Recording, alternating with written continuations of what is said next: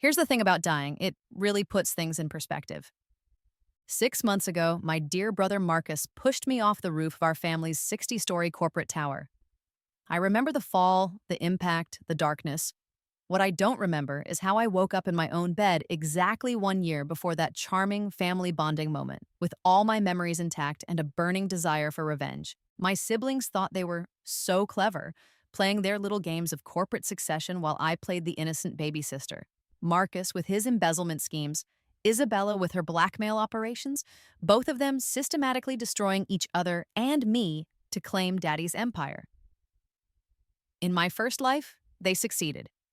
Isabella had me committed to a psych ward after convincing everyone I was having a breakdown. Marcus swooped in to protect the family legacy while slowly poisoning our father. They killed me, they killed Dad, and they destroyed everything our family built. But here's what they don't know. I remember everything. Every betrayal, every scheme, every weakness. And this time, I'm not playing defense. I'm going to let them believe I'm still that weak little girl who cries at board meetings while I systematically dismantle their lives piece by piece. They want to play dirty? Fine. But I've already seen how this game ends, and I'm rewriting the rules.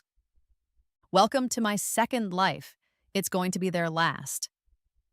Sophia, darling, you look pale. Are you feeling all right?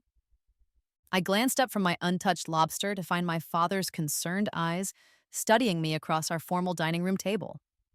The same table where, in 6 months, Marcus would announce my tragic accident to the board of directors. I'm fine, Daddy, just tired from classes. I gave him my best fragile smile, the one I'd perfected in my first life before I learned it made me a target. Marcus snorted from his seat at Father's right hand. Maybe if you actually studied business instead of whatever fluff major you're wasting our money on. Art history, I said quietly, letting my voice crack just a little, and I love it. Art history. Isabella's laugh was like broken glass. How wonderfully impractical. She reached for her wine, her engagement ring catching the light. The same ring she'd bought with money stolen from our charity foundation. Though I suppose someone has to appreciate pretty things while the rest of us handle real work. In my past life, this conversation had reduced me to tears. I'd run from the table, given them exactly the ammunition they needed to paint me as unstable. This time, I simply nodded and took a small bite of lobster, mentally calculating how much of Marcus's embezzled funds I'd already traced to offshore accounts. Actually, I said, setting down my fork with deliberate care, my professor was telling us about this fascinating case study. A family business that fell apart because the children were so focused on fighting each other, they never noticed their real competition swooping in. The temperature in the room dropped about 10 degrees. How educational, Isabella said, her smile sharp enough to cut diamond. Father leaned forward, interested despite himself. What happened to the company? Hostile takeover. The children were so busy sabotaging each other that they left the company vulnerable, lost everything. I met each of their eyes in turn. The professor said the saddest part was that if they just worked together, they could have built something incredible. Marcus's jaw tightened. Well, lucky for us, the Chen family isn't that stupid. No, I agreed, my voice soft and dreamy. We're much smarter than that. The silence stretched until Father cleared his throat. Speaking of the company, I have an announcement. Here it comes. The announcement that started the real war in my first life. I've decided to accelerate the succession timeline. I'll be naming my heir in 1 month. Marcus's fork clattered against his plate. Isabella went perfectly still like a predator scenting blood. 1 month? Marcus recovered first, his politician smile sliding into place. That's sudden. I'm not getting any younger, Father said simply, and I want to ensure a smooth transition while I'm still here to guide whoever takes over. Of course, Isabella purred. Though I do hope you'll consider all our contributions. Some of us have been working very hard behind the scenes. Behind the scenes. That was one way to describe corporate espionage and bribery. I will consider everything, Father assured her, including who has the company's best interests at heart. I pushed my plate away and stood, swaying slightly. I think I need to lie down. This is all so overwhelming. Sophia, Father started. I'm fine, I said quickly. It's just big decisions make me anxious. I'll be in my room. As I walked away, I heard Marcus's voice, low and confident. You see, she can't even handle hearing about business decisions, let alone making them. Such a delicate flower, Isabella added with false sympathy. I smiled as I climbed the stairs. Let them think I was weak. Let them underestimate me while I pulled their worlds apart thread by thread. In my room, I locked the door and pulled out my encrypted phone. A little upgrade from my first life. 3 missed calls from my private investigator, 2 from my offshore banker, and 1 from someone I'd been hoping to hear from. I dialed the investigator first. Chen, Miss Chen, we have a problem. Your brother's movements are accelerating. He's scheduled 3 meetings this week with board members. Which ones? Morrison, Liu, and Davidson. The timing suggests he's trying to lock down votes before father announces the timeline publicly. I'd expected this. Marcus was nothing if not predictable. Any word on the embezzlement trail? Paper trail's cleaner than expected. Someone's been helping him cover his tracks. Isabella. Had to be. Keep digging and start surveillance on Isabella's lover. The tech executive? David Warren, yes. I have a feeling he's about to become very useful. In my first life, Isabella's affair with our competitor's CEO had been her downfall when I'd accidentally discovered it. This time, I was going to use it as a weapon. Next call was to my banker in the Caymans. Miss Chen, the transfers you requested have been completed. The shell companies are established and the accounts are active. Perfect. Begin the acquisitions we discussed. Small percentages only. I don't want to trigger any SEC filings yet. Understood. Anything else? Transfer another $1 million to the Morrison account. It's time to make some new friends. I hung up and stared at my reflection in the darkened window. In my first life, I'd been so focused on proving myself worthy of father's love that I'd never seen the knife coming. This time, I already knew who would try to stab me. The difference was, now I was holding the blade. 6 months from now. Please, Marcus, I know what you're doing. I have proof. Proof of what, little sister? That you're having another breakdown? His smile was cold as winter. You've been acting so erratic lately. Father's worried sick. The wind whipped around us on the rooftop, 20 stories above the city. I'd come here to confront him about the forged documents, the stolen funds, the systematic destruction of everything our family built. I know about the offshore accounts. I know about the bribes. You know nothing. He stepped closer, and for the first time, I saw the real Marcus. Not the charming politician or the dutiful son. Just a killer. You never knew anything. That was always your problem. Marcus, don't... But his hands were already on my shoulders, and the ledge was right behind me. Goodbye, Sophia. Try not to make such a mess on the sidewalk. The fall lasted forever and no time at all. I jerked awake in my bed, heart pounding. 3 a.m. The nightmares were getting more vivid, more detailed. Sometimes I wondered if I was actually insane, if this was all some elaborate hallucination my broken mind had constructed. Then I remembered Isabella's expression at dinner when I'd mentioned the family business case study. Pure, undiluted fear. My phone buzzed. Text message from an unknown number. Can't sleep either? I didn't know any... Wait, James Morrison. Harrison Morrison's son, heir to Morrison Tech. Our biggest competitor. In my first life, he'd been the one to orchestrate the hostile takeover after my siblings destroyed each other. I'd never met him personally, but I'd researched him extensively after the company fell. How did he have my number? Do I know you? Not yet, but I think we should meet. Tomorrow, 2 p.m. Central Park. The chess table's near Bethesda Fountain. Why would I want to meet you? Because you're not the only one who remembers dying. My blood turned to ice. That was impossible. Unless... What do you remember? Everything. The takeover. Your family destroying itself. Your death. My death. All of it. How? Same way you do, I imagine. I went to sleep in one timeline and woke up in another. Question is, what are we going to do about it? I stared at the phone for a long time before typing back. 2 p.m., come alone. Looking forward to it, Sophia. The next morning, I played my part perfectly at breakfast, nibbled my toast, nodded along to father's business updates, and pretended not to notice Marcus's satisfied smirk when he mentioned his productive meetings with board members. Oh, Sophia, Isabella said casually. I'm having lunch with some girlfriends today. Would you like to join? It might be good for you to get out more. Translation: she was planning something and wanted me visible and accounted for while she did it. That's so sweet of you, I said, but I promised Elena I'd meet her this afternoon. Rain check? Elena Vasquez? Father asked. The journalist? Investigative journalist, I corrected. She's working on this fascinating piece about corporate fraud. Small world, right? Marcus's coffee cup rattled against his saucer. How interesting, Isabella said slowly.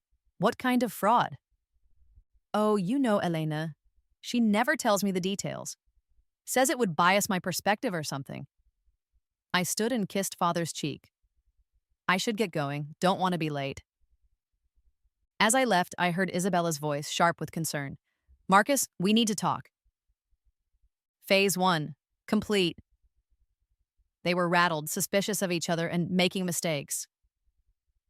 In my first life, their alliance had been my downfall. This time, I was going to make sure they destroyed each other before they could destroy me. Central Park was crisp and bright, the kind of October day that made Manhattan feel almost livable. I found the chess tables easily enough, and the man sitting at one of them was nothing like I'd expected. James Morrison was tall, dark-haired, and had the kind of smile that probably got him into all sorts of trouble. He was also about 10 years younger than the gray-haired executive I'd seen in business magazines. Sophia. He stood as I approached, extending his hand. You look exactly like I remembered. You don't. I shook his hand, noting the calluses that suggested he actually worked for a living. In my timeline, you were older, grayer, more corporate overlord, less devastatingly handsome? His grin was infectious. Yeah, that timeline sucked for both of us. I spent 15 years letting my father control every aspect of my life, including my appearance. Turned me into a carbon copy of him. What happened to you? In that timeline? His smile faded. Isabella's real lover wasn't just some tech executive. David Warren was working for the Chinese government. When they moved to acquire Morrison Tech after your family's company collapsed, I tried to stop them. Car accident, very mysterious, very final. Isabella was a Chinese asset? Among other things, your sister was busy.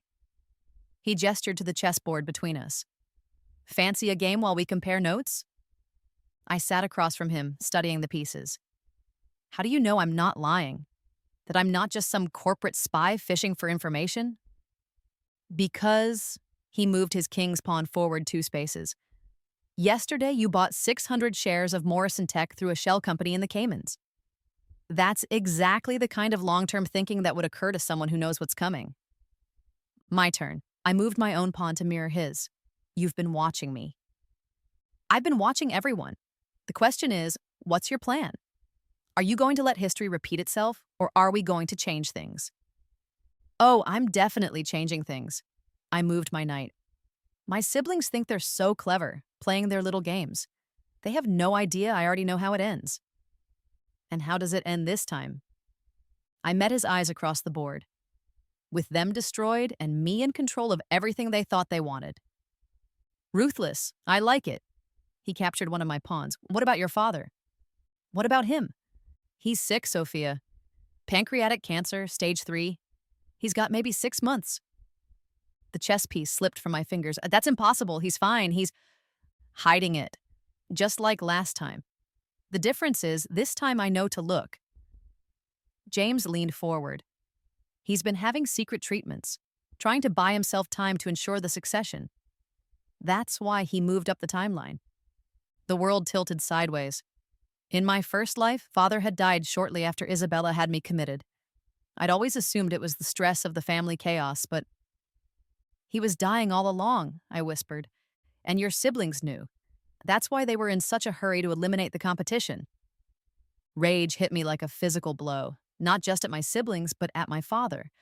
All this time, I'd been planning to save him, to prove myself worthy of his love and respect. But he'd been lying to me, manipulating me just like everyone else. I need to confirm this, I said. I can help with that. Morrison Tech has some very good contacts in the medical field. Why would you help me? James was quiet for a long moment, studying the chessboard. Because in the last timeline, I spent 15 years being my father's puppet, and it got me killed. This time, I want to build something real, something that lasts. He looked up at me. Your family's company and mine could be unstoppable together if we can keep your siblings from burning it all down. You're talking about a merger. I'm talking about a partnership in business and he let the sentence hang. And whatever else we want to build together. The chess game forgotten, I stared at this man who claimed to remember a future that might never happen now. Part of me wanted to trust him, to have an ally in this insane situation. The other part remembered that in my first life, he'd been the one to destroy my family. I need time to think about this. Of course, but Sophia? He stood, leaving his king exposed on the board. We don't have much time. Your brother's planning something big for next week. What kind of something? The kind that ends with you in a psychiatric facility and him as interim CEO while your father recovers from his sudden health crisis. My blood ran cold. How do you... Because I'm on the board of directors of the facility he's planning to use. Morrison Tech donated a wing last year. James's expression was grim. He's already filed the preliminary paperwork. You have maybe 5 days before they come for you. 5 days. In my first life, the commitment had come out of nowhere, a perfectly orchestrated takedown that left me defenseless. This time, I'd have warning. This time, I'd be ready. James, I called as he started to walk away. Yeah? That chess game? You left your king exposed? He smiled. I know. Sometimes the best strategy is looking vulnerable while you position your real pieces. After he left, I sat alone at the chess table, staring at the abandoned game. 5 days to outmaneuver a plan that had taken months to perfect in my first life. 5 days to turn predator into prey. I pulled out my phone and dialed Elena's number. Sophia, thank God, I've been trying to reach you all morning. What's wrong? It's about your family. I've been investigating some irregularities in Chen Industries' financial reports, and I think someone's been feeding me information. Anonymous tips that are almost too good to be true. Anonymous tips. From me in my first life, desperately trying to expose the truth before they could silence me. What kind of information? Evidence of massive financial fraud, embezzlement, money laundering, bribery, the works. But Sophia, the trail leads to some very dangerous people. If this is real, whoever's behind it won't hesitate to eliminate threats. Elena, I need to see you tonight and bring everything you have. Are you in danger? I thought about Marcus's cold smile, Isabella's calculated cruelty, and the psychiatric facility with Morrison Tech's name on the wall. Not anymore, I said, but they will be. Elena's apartment hadn't changed. Still the organized chaos of a working journalist, with papers scattered across every surface and a wall covered in red string connecting photos and documents like a conspiracy theorist's fever dream. Jesus, Sophia, you look terrible, she said, pulling me inside and locking 3 different deadbolts behind me. Thanks, really know how to make a girl feel special. I'm serious. When's the last time you slept? Or ate something that wasn't pure caffeine? I collapsed onto her couch, suddenly exhausted. It's been a rough few days. Elena disappeared into her kitchen and returned with a sandwich and coffee. Here, eat. Then we'll talk about why you're really here. In my first life, Elena had been my closest friend, my confidant, and eventually something more. We'd been lovers for almost a year before everything went to hell. She'd tried to help me expose the truth about my family, and it had gotten her killed too. A hit and run while she was driving to meet with federal investigators. This time, I couldn't let that happen, which meant keeping my distance, no matter how much I wanted to fall into her arms and tell her everything. I need to ask you something, I said around a bite of sandwich. These anonymous tips you've been getting about Chen Industries, when did they start? About 3 months ago. Why? 3 months, right around when I'd started my investigation in my first life. But I hadn't started sending Elena information until... Show me everything. Elena hesitated. Sophia, if your family is involved in this, they are, and I need to know how deep it goes. She studied my face for a long moment, then nodded and pulled out a thick folder. The first tip came in with documentation about offshore accounts. Look familiar? I stared at the bank statements. The account numbers burned into my memory from countless hours of investigation. These were Marcus's accounts, the ones I'd traced in my first life. But the information was more complete than anything I'd been able to gather.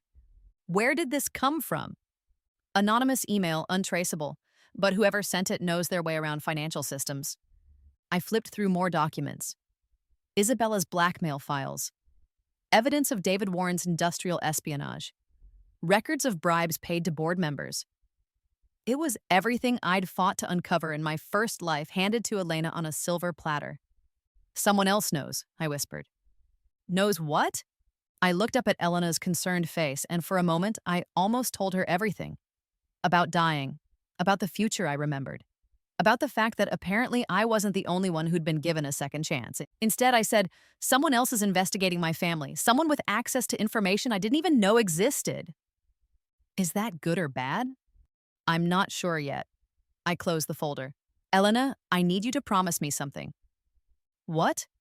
Whatever happens in the next few weeks, whatever you hear about me, promise you'll keep investigating, even if they try to discredit me, even if they say I'm crazy or dangerous. Sophia, you're scaring me. Promise me. She took my hands, her touch warm and familiar. I promise, but talk to me. What's really going on? For a heartbeat, I almost kissed her, almost pulled her close and told her that I'd loved her in another life, that I'd watched her die because of my mistakes, that I'd give anything to protect her this time around. Instead, I pulled away. I can't, not yet, but soon I'll be able to tell you everything. Elena's expression crumpled, hurt flashing across her features. You used to trust me. I do trust you. That's why I'm trying to keep you safe. Safe from what? My phone buzzed before I could answer. Text message. Emergency family meeting, come home now. Dad. The timestamp showed 11:47 p.m. Family meetings at midnight were never good news. I have to go, I said, standing. Sophia, wait. Keep digging into those files. And Elena, maybe stay somewhere else for a few days, just to be safe. I left her standing in her doorway, looking confused and hurt. It was better than having her dead. The Chen family mansion was blazing with lights when I arrived, every window glowing against the dark sky. Cars lined the circular driveway, not just family cars, but expensive sedans I didn't recognize, and I found them in Father's study. Victor Chen behind his massive mahogany desk, Marcus and Isabella flanked by men in expensive suits. The smell of cigar smoke and expensive cologne hung heavy in the air. Sophia, sweetheart, Father said as I entered. Thank you for coming so quickly. What's wrong? I asked, playing the concerned daughter. Is someone hurt? In a manner of speaking. One of the suit-wearing strangers stepped forward. Miss Chen, I'm Dr. Richard Hawthorne from Hillcrest Psychiatric Hospital. Your family has asked me to conduct an evaluation. Here we go, right on schedule. An evaluation? I let my voice rise, adding a note of panic. Why would I need an evaluation? Marcus leaned forward, his expression a perfect mask of brotherly concern. Sophia, we've all noticed some changes in your behavior lately. The paranoid statements at dinner, the secretive phone calls, the way you've been avoiding family events. I haven't been avoiding anything, I protested. I've been busy with school and investigating the family business, Isabella added smoothly, which is strange considering you've never shown any interest in corporate affairs before. Dr. Hawthorne was taking notes. Miss Chen, have you been experiencing any unusual thoughts or feelings lately? Paranoia, perhaps? The sense that people are watching you or plotting against you? I stared at him, at my siblings, at my father's pained expression. In my first life, this moment had destroyed me. The betrayal, the realization that even Father believed them over me, had shattered what little stability I'd had left. This time I was ready. Actually, I said, my voice growing stronger, I have been feeling paranoid lately, but it turns out paranoia is just good pattern recognition when people really are plotting against you. The temperature in the room dropped 10 degrees. Sophia, Father warned. No, Dad, you want to talk about my behavior? Let's talk about theirs. I pulled out my phone and opened the recording app. Dr. Hawthorne, are you familiar with the legal definition of financial fraud? Marcus was on his feet. Sophia, stop this right now. Why? Afraid of what I might say? I smiled sweetly. Dr. Hawthorne, did my concerned siblings mention that Marcus has been embezzling company funds through a series of shell companies in the Cayman Islands? Or that Isabella has been selling corporate secrets to foreign competitors? Those are serious accusations, Dr. Hawthorne said carefully. They're not accusations, they're facts. I pulled out a flash drive and set it on Father's desk. Bank records, email correspondences, recorded phone conversations. Everything's documented. The silence was deafening. Isabella recovered first. Even if that were true, which it isn't, it doesn't change the fact that you're clearly having a psychological break. Collecting conspiracy theories, making wild claims. Wild claims? I laughed, and there was nothing sweet or innocent about it. Isabella, should we discuss your relationship with David Warren? The industrial espionage? The classified information you've been trading for personal gain? Her face went white. Or Marcus, would you prefer to explain to Dr. Hawthorne why you've been meeting with organized crime figures to arrange accidents for family members? Marcus lunged for me, but I was already moving, putting Father's desk between us. Don't, I said calmly. You really don't want to assault me in front of a medical professional and 3 witnesses. Enough, Father's voice cracked like thunder. All of you, sit down, now. Everyone froze. Victor Chen in full patriarch mode was a force of nature. Dr. Hawthorne, Father said without taking his eyes off his children, I think we need to postpone this evaluation. Mr. Chen, if your daughter is making accusations of this nature, perhaps we should... Dr. Hawthorne. Father's tone could have frozen hellfire. You will leave my home immediately and send me a bill for your time. This is a family matter. The doctor gathered his things and fled. When the door closed behind him, Father turned to face his children. All of them. Even me. Sophia, he said quietly, are these accusations true? Every word. And you have proof? I nodded toward the flash drive. Father picked it up, turned it over in his hands. How long have you known? Long enough. He was quiet for a long moment. Then, without warning, he smiled. Good girl. Marcus and Isabella exchanged panicked glances. Dad? Isabella's voice was small, uncertain. Did you really think I didn't know? Father asked conversationally. Did you honestly believe I built a billion-dollar company by being naive about the people closest to me? But, Marcus started up, but nothing. I've known about your embezzlement for months, Marcus. And Isabella, your pillow talk with David Warren has been very enlightening. We've been feeding him false information for weeks. My siblings looked like they'd been hit by a truck. The question, Father continued, was what to do about it. I was hoping you'd come to your senses, that family loyalty might mean something to you, but then you decided to have your sister committed to cover your tracks. He stood, and suddenly he looked every inch the corporate titan who'd built an empire from nothing. You're both fired. Security will escort you from the building tomorrow morning. Your trust funds are frozen, and I'm pressing charges for embezzlement and corporate espionage. You can't do this, Isabella whispered. I can and I am. Get out of my house. They left without another word, their grand plan in ruins. When we were alone, Father turned to me. How long have you really known, Sophia? I met his eyes. Since you decided to accelerate the succession timeline. I knew they'd make a move. And you were ready. I was ready. He studied me for a long moment. You're not the same girl who used to cry at board meetings. No, I agreed, I'm not. Good, he said, because tomorrow you're taking over as interim CEO while I deal with the legal fallout from your siblings' activities. What about your illness? His poker face never wavered, but I saw the flicker of surprise in his eyes. What illness? Pancreatic cancer, stage 3. You've been hiding it for months. Father sank into his chair, suddenly looking every one of his 55 years. How did you... Does it matter? The question is, what are we going to do about it? There's nothing to do. I have maybe 6 months, possibly less. No, I said firmly. You have experimental treatments to try, the best doctor's money can buy, and a daughter who's not going to let you give up. Sophia? Dad? I moved around the desk and took his hands. I just got my family back. I'm not losing you now.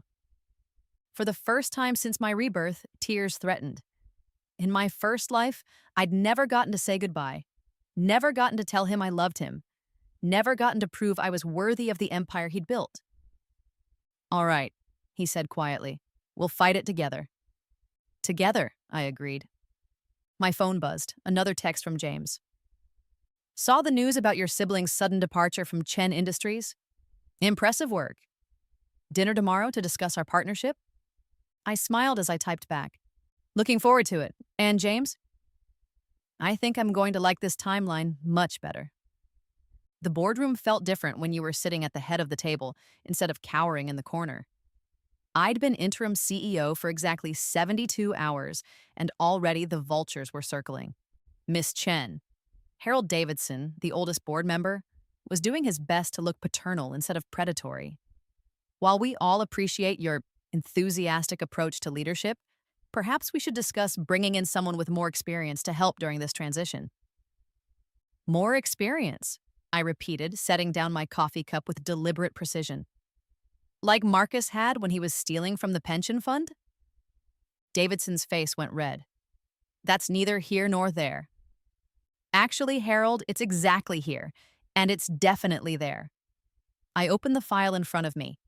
Would you like me to read the list of board members who received payments from my brother's embezzlement scheme? Because I have to say, your name appears quite frequently. The silence was deafening. Now, I continued pleasantly, my father is going to make a full recovery, and when he does, he'll want to know that his company was in good hands.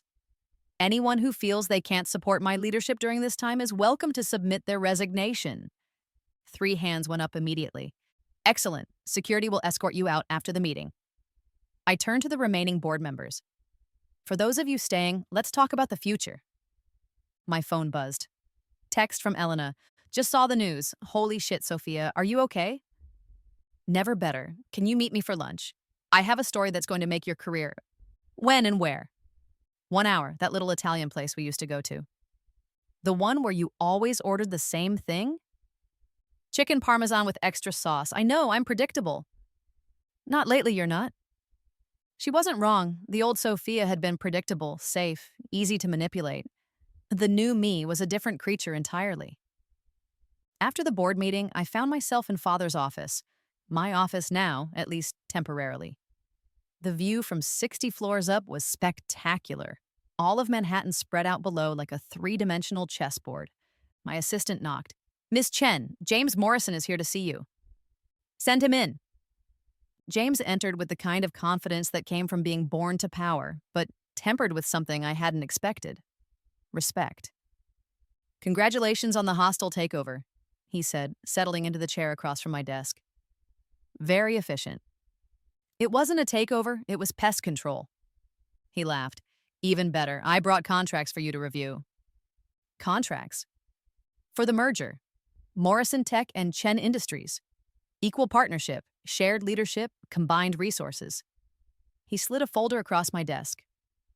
I think you'll find the terms very favorable. I opened the folder, scanning the dense legal language.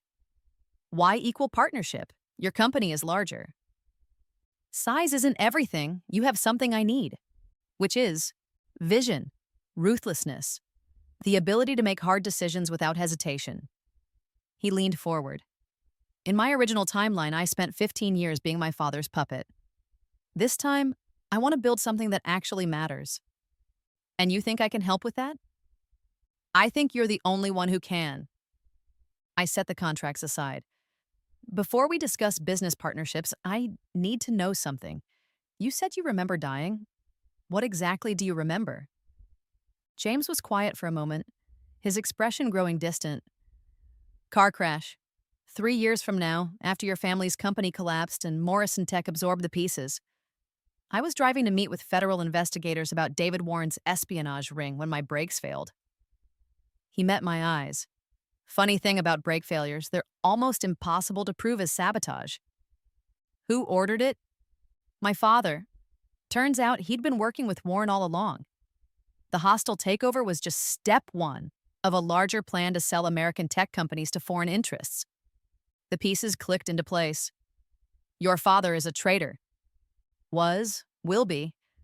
Honestly, the tenses get confusing when you're discussing future crimes. James shrugged.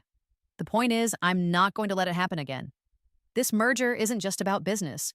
It's about stopping a conspiracy that goes way deeper than either of our families realized. How deep? Deep enough that your sister was just a small player. Warren's operation had tentacles in half the Fortune 500. I stared at the contracts with new understanding. You're not proposing a merger. You're proposing an alliance. Smart and beautiful. I knew I liked you for a reason. Don't flirt with me, Morrison. We're discussing treason. Can't I do both? Despite everything, I found myself smiling. Focus. Fine. Yes, it's an alliance. Pool our resources, share intelligence, take down the conspiracy before it can destroy everything we've worked for. He paused. Plus, I have to admit, after watching you dismantle your siblings in 72 hours, I'd rather have you as a partner than an enemy. Smart man. My phone rang, father's direct line. Excuse me, I said to James, then answered, What's wrong? Sophia, we have a problem. Isabella just filed an injunction claiming you coerced me into signing over power while I was mentally incapacitated due to my illness. My blood went cold. How does she know about... Medical records aren't as private as they should be when you have money and connections. She's demanding a competency hearing for both of us. Can she do that? She's doing it. The hearing is scheduled for tomorrow morning. I looked at James, who was watching my face with sharp attention. Dad, I need to call you back. I hung up and filled James in on Isabella's latest move. Clever, he admitted.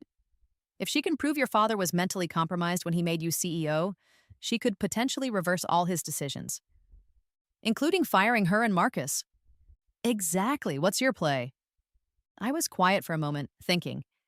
Isabella always had been the smarter of my siblings, more strategic than Marcus's blunt force approach, but she'd made one critical error. She assumes I'm still the weak little sister who needs protecting. I smiled, and it wasn't a nice expression. Time to show her how wrong she is. The competency hearing was scheduled for 9 a.m. in Judge Patricia Clearwater's courtroom. I arrived at 8:30 to find Isabella already there with a team of lawyers that probably cost more than most people's houses. She looked up as I entered, her smile sharp as a blade. Hello, little sister. I see you came alone. Did I? I took a seat across the aisle from her legal army. That's weird because I could have sworn... The courtroom doors opened, and James entered with his own team of lawyers, followed by Elena with a camera crew from Channel 7 News. Isabella's smile faltered. What is this? Public interest, Elena said cheerfully, setting up her equipment. Competency hearings for major corporate figures are matters of public record. The people deserve to know if Chen Industries is being run by someone mentally fit for the position. You can't film this, Isabella's lead attorney protested. Actually, we can, James's lawyer countered. Unless you're planning to petition for a closed hearing, which would require demonstrating that public access would harm your client's interests. Isabella's face was turning an interesting shade of purple. A closed hearing would make it look like she had something to hide. An open hearing meant her accusations against father would be broadcast to anyone interested in corporate drama. Judge Clearwater entered, took one look at the circus in her courtroom, and sighed. This is going to be one of those days, isn't it? Your Honor, Isabella's lawyer stood, we're here to determine the mental competency of Victor Chen and the validity of his recent corporate decisions. And you are? David Richardson, representing Isabella Chen. We believe Mr. Chen was mentally compromised when he transferred power to his youngest daughter due to an undisclosed medical condition that affects cognitive function. I see, and Miss Chen? Judge Clearwater looked at me. Do you have representation? I do, Your Honor. James's lawyer stood. Michael Torres, representing both Miss Sophia Chen and Mr. Victor Chen in this matter. Interesting. And the news crew? Public interest, Your Honor, Elena said. The people of New York deserve to know if one of the city's largest employers is being run by someone competent. Judge Clearwater looked like she wanted to bang her head against her bench. Very well, Mr. Richardson, present your case. What followed was a masterclass in character assassination. Isabella's lawyers painted a picture of Victor Chen as a sick, possibly senile old man manipulated by his scheming youngest daughter into making irrational decisions.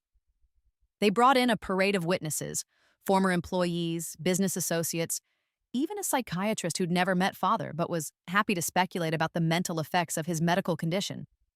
It was thorough, professional, and completely devastating. When they finished, Judge Clearwater turned to me. "Miss Chen, your response?" I stood, smoothing down my conservative black suit. "Your Honor, my sister's case rests on several assumptions. First, that my father is mentally incompetent. Second, that I somehow manipulated him. And third, that his recent decisions were irrational." I walked to the evidence table and picked up a tablet. "I'd like to address these points in reverse order, if I may." "Proceed." Were my father's decisions irrational? He fired 2 employees for embezzlement and corporate espionage. He promoted the employee who discovered these crimes. I touched the tablet, and the courtroom's display screen lit up with financial records. These documents show that Marcus Chen stole approximately $12 million from company accounts over the past 2 years. Murmurs rippled through the courtroom. Isabella's face went white. "Furthermore," I continued, "Isabella Chen sold proprietary technology to foreign competitors, resulting in an estimated $40 million in lost revenue." More documents appeared on screen. Bank records, email correspondences, and recorded phone conversations all support these findings. I could see Elena frantically taking notes, her eyes bright with predatory interest. "Now, did I manipulate my father into making these decisions? Your Honor, I'd like to submit evidence that my father has been conducting his own investigation into these activities for over 6 months." I nodded to Torres, who handed me a thick folder. "Private investigator reports, surveillance footage, forensic accounting records, all commissioned by Victor Chen months before I was named interim CEO." Isabella shot to her feet. "That's impossible!" "Is it?" I turned to face her. "Did you really think father built a billion-dollar empire by being naive about the people closest to him?" Judge Clearwater was studying the documents. "These appear to be in order. Mr. Richardson, does your client wish to challenge the authenticity of this evidence?" Richardson was whispering furiously with Isabella. We reserve the right to review these documents more thoroughly." "Of course, which brings us to the final point, my father's mental competency." I faced the judge. "Your Honor, I'd like to call Victor Chen to testify on his own behalf." The courtroom doors opened and father entered. He looked every inch the corporate titan. Sharp suit, confident stride, eyes like steel. The months of secret medical treatments had taken their toll, but his mind was clearly sharp as ever. "Mr. Chen," Judge Clearwater said as he was sworn in, "are you aware of the allegations being made regarding your mental state?" "I am, Your Honor, and I find them both insulting and groundless." "Can you tell the court about your recent business decisions?" Father settled back in the witness chair, completely at ease. "Certainly.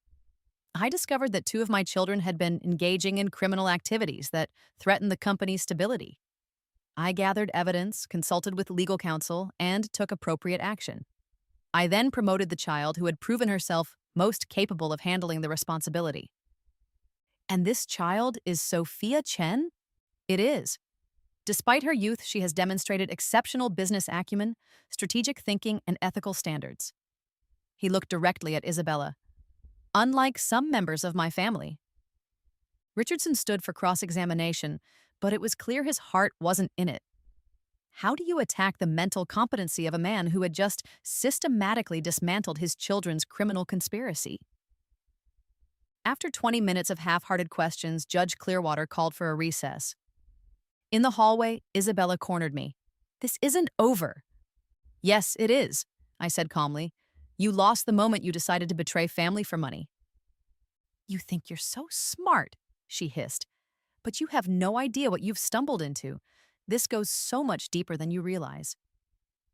"Deeper how?" "The Warren connection was just the beginning. There are people involved in this who will kill to protect their interests." A chill ran down my spine. "What people?" "Figure it out yourself, little sister. You're so good at uncovering family secrets." She stalked away, leaving me with more questions than answers. James appeared at my elbow. That sounded ominous. She's trying to scare me. Is it working? I thought about the anonymous tips Elena had received, the perfectly timed intelligence that had helped me destroy my siblings' plans. Someone else was pulling strings behind the scenes. Maybe a little, I admitted. Judge Clearwater's ruling was swift and decisive. Victor Chen was found to be mentally competent, his decisions were upheld, and Isabella's petition was dismissed with prejudice. Outside the courthouse, Elena ambushed me with her camera crew. Sophia Chen, how does it feel to have your leadership of Chen Industries officially validated? It feels like justice, I said simply. Corporate crime is still crime, regardless of who commits it. What about allegations that this was a family power struggle rather than a legitimate investigation? The evidence speaks for itself. My siblings chose money over family, personal gain over corporate responsibility. Those aren't choices I could overlook, regardless of our relationship. What's next for Chen Industries? I smiled at the camera. Growth, innovation, and a commitment to ethical business practices that our shareholders and employees can trust. After the camera stopped rolling, Elena pulled me aside. That was a hell of a story, but I get the feeling there's more you're not telling me. There always is. Sophia, I need to ask you something, and I need you to tell me the truth. What? Those anonymous tips I've been getting about your family, did they come from you? I met her eyes, seeing the journalist's hunger for truth warring with the friend's need for honesty. No, I said finally, but I wish they had. It would have made this much easier. Then who? I don't know yet, but I'm going to find out. That evening, I was working late in my office when my phone rang. Unknown number. Sophia Chen. Congratulations on your victory today. The voice was electronically distorted, impossible to identify. Who is this? Someone who's been watching your progress with great interest. Isabella was right about one thing. This conspiracy goes much deeper than your family. What do you want? To help. Your siblings were small players in a much larger game. The real puppeteers are still out there. Why should I trust you? Because I'm the one who's been feeding Elena Vasquez information about your family's crimes. I've been trying to help you all along. My blood ran cold. How do I know you're not one of the puppeteers? Because if I were, you'd already be dead. The line went dead. I sat in my darkened office, looking out at the city lights, and wondered what the hell I'd gotten myself into. In my first life, the family drama had been devastating but contained. This time, it felt like I'd pulled on a thread and discovered it was connected to something much larger and more dangerous. My phone buzzed. Text from James. Dinner tomorrow. I have some information about our mutual friends that you need to hear. Good news or bad news? The kind that's going to change everything. I had a feeling my second life was about to get a lot more complicated. The restaurant James chose was the kind of place where deals were made in whispered conversations over $1,000 bottles of wine. Private booths, discreet lighting, and waitstaff trained to develop sudden deafness when serving certain tables. I found him already seated, studying a menu that probably cost more than most people's monthly rent. You look paranoid, he said as I slid into the booth across from him. Someone called me last night. Said they've been feeding Elena information and that there's a larger conspiracy we need to worry about. James set down his menu. Interesting. Male or female voice? Electronically distorted. Could have been anyone. I accepted the wine list from our server and ordered without looking.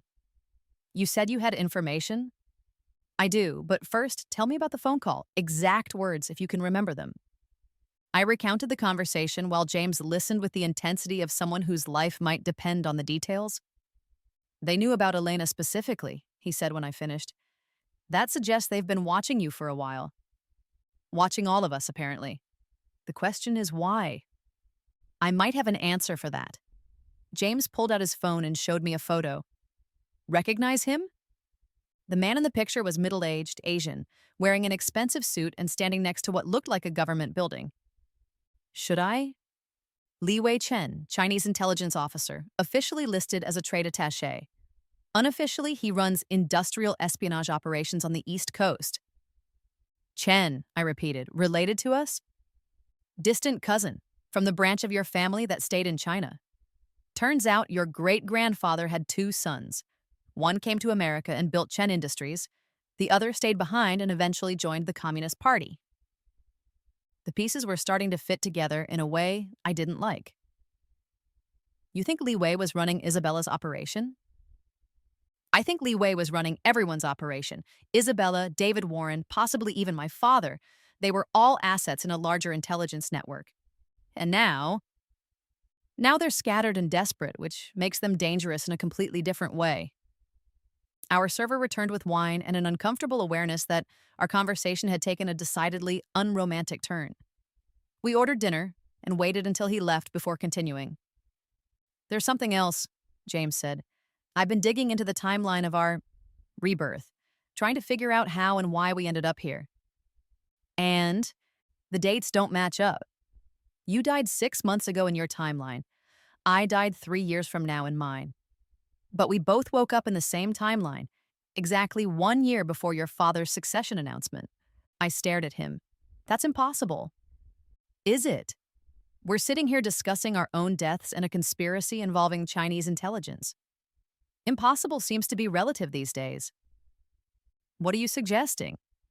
I'm suggesting that someone or something wanted us both in this timeline, at this moment, with our memories intact. James leaned forward. The question is, who has that kind of power and what they want from us? The wine suddenly tasted like ashes. The voice on the phone. They said they'd been trying to help me all along. Maybe. Or maybe they've been manipulating events to serve their own agenda. Which agenda? That's what we need to find out. Our food arrived, but neither of us was particularly interested in eating. The conversation had taken on the surreal quality of a fever dream, discussing time travel and conspiracy theories over foie gras and truffle risotto. There's one more thing, James said. I've been monitoring communications between Morrison Tech and various government agencies. My father's been having a lot of meetings with people who don't officially exist. Defense contractors, intelligence community, CIA, NSA, possibly others. Whatever operation Li Wei was running, it caught the attention of some very serious people. Are we in danger? Probably, but from whom is still unclear. James reached across the table and took my hand. Sophia, I need you to understand something. In my original timeline, I was a passive player. I let other people make decisions while I focused on being the dutiful son. It got me killed. And now I'm taking control, starting with this. He lifted our joined hands and kissed my knuckles. I want to be with you, not just as a business partner, but as something more. James, I know it's complicated. I know we're in the middle of what might be an international conspiracy, but that's exactly why we need to be honest about what we want. I looked at our hands, his fingers intertwined with mine, and felt something I hadn't experienced in either lifetime. Hope. Not just for survival or revenge, but for something positive to build. In my first life, I said slowly, I was with Elena. We were together for almost a year before everything went to hell. And I loved her. But I think I was also hiding behind that relationship, using it as a way to avoid dealing with my family's expectations. What about now? Now I'm not hiding from anything. I met his eyes. But I'm also not the same person I was in my first life. I'm harder, more calculating, less trusting. Good. Trust is overrated when people are trying to kill you. Despite everything, I laughed. You have a point. So let's see where this goes. But James, if you betray me, I will destroy you so completely that you'll wish you'd stayed dead in your original timeline. Fair enough. Same goes for you. We sealed the deal with a kiss that tasted like wine and promises. My phone buzzed as we were leaving the restaurant. Text from Elena. Emergency. Can you meet me at my apartment? I found something. On my way. James insisted on coming with me, citing security concerns. I didn't argue. After the phone call last night, I wasn't eager to go anywhere alone. Elena's apartment building looked normal from the outside, but there were too many people on the street for a residential neighborhood at 10 p.m. Men in dark clothing, positioned too strategically to be coincidental. Surveillance, James murmured as we approached the front entrance. Ours or theirs? Does it matter? Elena buzzed us up immediately, her voice tight with stress. We found her apartment door standing open, Elena pacing frantically while a man I didn't recognize sat calmly at her kitchen table. Sophia, thank God, Elena said when she saw us. This is Agent Marcus Thompson, FBI. He wants to talk to you. Agent Thompson stood, extending his hand. Miss Chen, I'm sorry for the dramatic circumstances, but we need to discuss your family's connection to a matter of national security. What kind of matter? The kind that involves foreign intelligence operatives and several dead bodies. James moved slightly closer to me, a protective gesture that didn't go unnoticed by the FBI agent. Dead bodies? I repeated. David Warren was found this morning in his hotel room. Single gunshot to the head, made to look like suicide. His laptop and phone were missing. Elena grabbed my arm. Sophia, before he died, Warren sent me a package. Documents, recordings, financial records, evidence of the entire espionage operation. Where's the package now? Agent Thompson answered. FBI evidence locker, but not before Miss Vasquez made copies. You copied federal evidence? I stared at Elena. I'm a journalist, it's what I do. She didn't look apologetic. Besides, Warren specifically sent it to me with instructions to make sure you saw it. Why me? Because, Agent Thompson said grimly, according to Warren's final message, you're the primary target of a termination order. Someone wants you dead, Miss Chen, and they're willing to kill anyone who gets in their way. The room spun slightly. In my first life, I'd been killed by my brother for family reasons. This time, apparently, I'd managed to piss off international assassins. Who issued the order? We're still investigating, but Warren believed it came from someone high up in the Chinese intelligence apparatus. Li Wei-chen, James said quietly. Agent Thompson's eyes sharpened. You know that name? We know a lot of names. The question is, what do you want from us? Cooperation. Protection in exchange for information. Thompson looked between us. Miss Chen, you've uncovered more about this conspiracy in 2 weeks than we've been able to piece together in 6 months. We need your help to bring down the entire network. I thought about the mysterious phone caller, the anonymous tips, the convenient timing of evidence that had helped me destroy my siblings. Someone had been playing a very long game, and I was apparently one of the key pieces. What kind of protection? Safe house, new identities if necessary, full federal witness protection. In exchange for everything you know about the network, every document, every recording, every contact. I looked at Elena, who was watching me with a mixture of fear and determination. Then at James, who gave me a slight nod. Agent Thompson, I said finally, I think you're going to need a bigger safe house. Why? Because we're not the only ones who've been reborn into this timeline with memories of the future. And if I'm right about who's been pulling the strings, this conspiracy goes way deeper than industrial espionage. Thompson stared at me like I'd started speaking in tongues. Miss Chen, are you feeling all right? Elena laughed, but there was no humor in it. Agent Thompson, you have no idea what you've stumbled into. Then why don't you enlighten me? I smiled, and it probably wasn't a reassuring expression. Buckle up, Agent Thompson. This is going to be a very interesting conversation. The FBI safe house was a nondescript suburban home in Queens that probably cost more to secure than most people's houses cost to buy. Agent Thompson had spent the last hour setting up recording equipment, while Elena, James, and I tried to figure out how to explain our situation without sounding completely insane. Start from the beginning, Thompson said, settling into his chair with a digital recorder and an expression of professional skepticism. Which beginning? I asked. The one where my siblings tried to have me committed? Or the one where I died and came back to life? Let's go with the first one for now. Over the next 2 hours, I laid out everything. The embezzlement, the espionage, the conspiracy, the mysterious phone calls. Thompson took notes with the careful attention of someone trying to separate useful intelligence from family drama. When I finished, he was quiet for a long moment.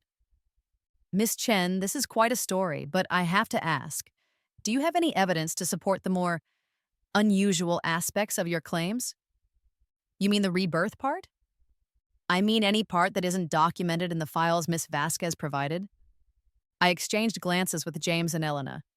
We'd agreed not to mention the supernatural elements unless absolutely necessary. Agent Thompson, Elena said. How long have you been investigating this conspiracy? About 8 months. And in all that time, how many breaks in the case have you had? Thompson's jaw tightened. Not many. Sophia uncovered more in 2 weeks than your entire task force found in 8 months. Maybe instead of questioning her methods, you should be asking how she did it. Fair point. How did you do it, Miss Chen? I'd been dreading this question. Family connections. When you grow up around corporate crime, you learn to recognize the patterns. It wasn't entirely a lie. My first life experience had taught me exactly what to look for. Thompson didn't look entirely convinced, but before he could press further, his phone rang. Thompson. His expression grew increasingly grim as he listened. When? How many? I see. We'll be there in 20 minutes. He hung up and started packing equipment. What's wrong? Elena asked. Li Wei Chen's safe house was raided an hour ago. By the time our people arrived, everyone was dead. Everyone? Li Wei, 3 other Chinese nationals, and 2 Americans we haven't identified yet. Thompson looked at me. Miss Chen, I need to ask you something, and I need you to tell me the truth. Have you had any contact with your cousin, Li Wei? My what? Li Wei Chen. You didn't know he was related to you? James and I exchanged glances. We suspected, I said carefully. But no, I've never had any contact with him. What about the rest of your family? Could your father have been in communication with Chinese intelligence? The question hit like a physical blow. In all my planning and scheming, I'd never considered that father might be involved in the conspiracy beyond being a victim. No, I said firmly, and that's impossible. Miss Chen, your cousin was running an operation specifically targeting your family's company. In my experience, that kind of precision usually requires inside information. You're suggesting my father was a traitor? I'm suggesting we need to consider all possibilities. Elena stood abruptly. I need some air. After she left, Thompson leaned forward. There's something else. The safe house raid. It was surgical, professional. Whoever did it knew exactly who would be there and when. Another intelligence agency? Possibly. Or someone with access to very good intelligence. He paused. Miss Chen, I need to ask you about your father's medical condition. A chill ran down my spine. What about it? Pancreatic cancer, stage 3. He's been receiving treatment at a private facility in Switzerland. How do you know that? Because the same facility has been treating several other individuals connected to this conspiracy. Chinese intelligence officers, American defense contractors, even some people from my own agency. James leaned forward. What kind of facility? Officially? A cancer treatment center? Unofficially? Thompson shrugged. We're still investigating. You think my father's medical condition is connected to the conspiracy?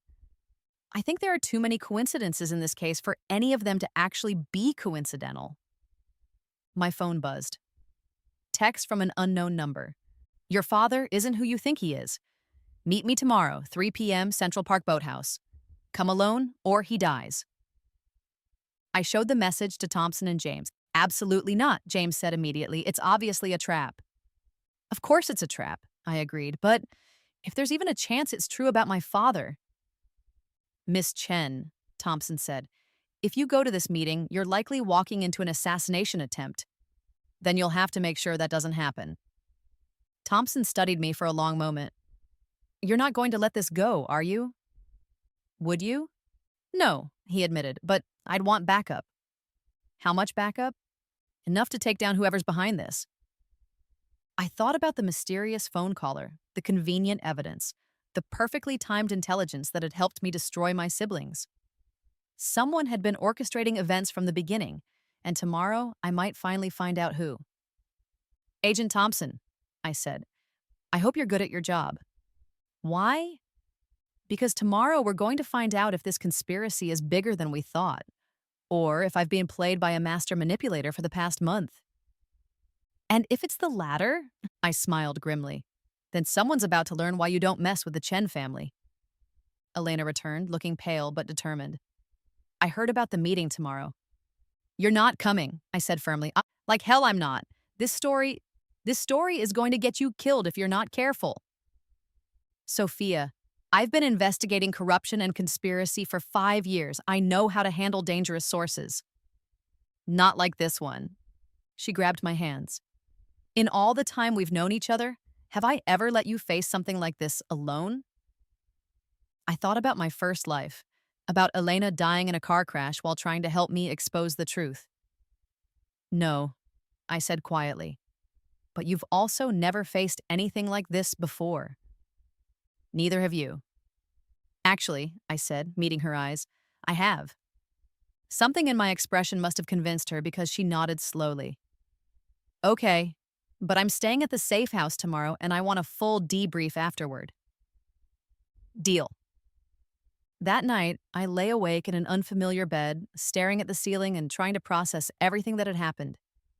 In my first life, the scope of my problems had been limited to family drama and corporate intrigue. This time, I'd apparently stumbled into an international conspiracy involving multiple intelligence agencies, assassination attempts, and questions about the fundamental nature of reality itself. Part of me wondered if I'd been better off ignorant and dead. But then I thought about Elena, safe in the next room instead of lying in a morgue. About father, still alive and fighting his cancer instead of dying alone and betrayed. About James, who'd become something I'd never expected to find in either lifetime. Whatever was waiting for me tomorrow at the boathouse, it was worth facing for the chance to protect the people I loved. Even if it killed me. Again. The morning news was playing on the safe house television when I came downstairs. The lead story made me stop dead in my tracks. Explosion at a private airfield in Connecticut has claimed the lives of at least 6 people, including businesswoman Isabella Chen, daughter of industrial tycoon Victor Chen. Miss Chen was reportedly fleeing the country following recent corporate fraud allegations when her private jet exploded during takeoff. I sank onto the couch, remote falling from nerveless fingers. Elena emerged from the kitchen with coffee. Sophia, what's wrong? I pointed at the television screen where Isabella's photo was displayed next to footage of burning wreckage. Oh my God, Elena whispered. Agent Thompson appeared, phone already pressed to his ear. I need everything you have on the Connecticut explosion. Priority 1. James came downstairs, took one look at the news coverage, and sat beside me. I'm sorry. Are you? I asked quietly. She tried to have me committed. She betrayed everything our family built. She was still your sister. I thought about the last conversation I'd had with Isabella. Her warning about deeper conspiracies and dangerous people. Had she been trying to protect me or just scare me? Now I'd never know. The timing's convenient, I said finally. Thompson hung up his phone. What do you mean? Isabella was going to testify about the conspiracy. About Lee Wei, about David Warren, about who else was involved. I stood, pacing to the window. Now she can't. You think someone killed her to keep her quiet? I think someone's been eliminating loose ends. Warren, Lee Wei, now Isabella. How many witnesses are left? Us, Elena said grimly. My phone buzzed. The same unknown number from yesterday. Sorry about your sister. These things happen when people don't cooperate. 3 p.m., boathouse, don't be late. I showed the message to Thompson. That's a confession, he said. We have them on murder. Do we? It's a burner phone, probably untraceable. I pocketed the device. But it confirms that whoever I'm meeting today was behind Isabella's death. All the more reason not to go. All the more reason to end this. I turned to face them. Isabella was trying to warn me about something yesterday. She said the conspiracy went deeper than I realized, that there were people involved who would kill to protect their interests. She was right, James said. Then let's find out who they are. The next few hours passed in a blur of preparation. Thompson coordinated with his team, Elena organized her research, and James tried to convince me not to go. This is suicide, he said for the 10th time. Whoever's behind this has already killed at least 6 people. What makes you think they'll let you walk away? Because they need something from me, otherwise I'd already be dead. What could they possibly need? I don't know yet, but I'm going to find out. At 2:30, I left the safe house with FBI surveillance teams shadowing me from a distance. The October afternoon was crisp and clear, Central Park alive with joggers and tourists who had no idea they were about to become part of a federal operation. The boathouse was relatively quiet for a weekend afternoon. I found an empty table on the outdoor deck overlooking the lake and waited. At exactly 3 p.m., a woman approached my table. She was Asian, middle-aged, wearing expensive casual clothes that screamed money and taste. She could have been anyone, a corporate executive, a diplomat's wife, a university professor. "Sophia Chen," she said, settling into the chair across from me. "Thank you for coming. You killed my sister. Your sister killed herself when she decided to run instead of cooperating." The woman's voice was cultured, accented with the kind of international education that suggested wealth and privilege. "I'm Dr. Sarah Liu, by the way. We should probably use names, don't you think?" "Dr. Liu. What kind of doctor?" "The kind that specializes in very rare conditions." She smiled pleasantly, like temporal displacement syndrome. My blood turned to ice. "I don't know what you're talking about." "Of course you do. You died 6 months ago when your brother pushed you off a building. You woke up in this timeline with all your memories intact. Very traumatic, I'm sure.